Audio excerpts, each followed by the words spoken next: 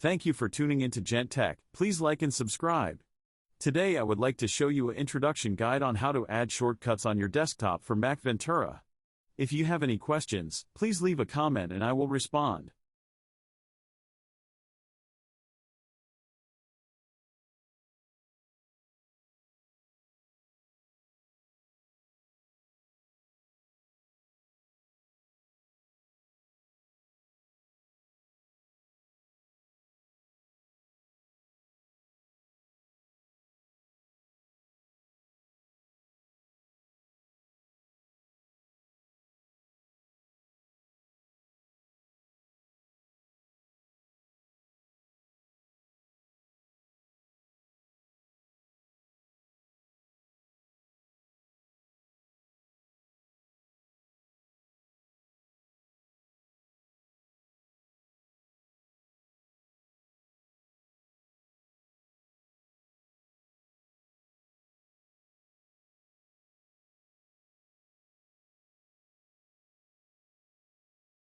Please don't forget to smash that subscribe and like button.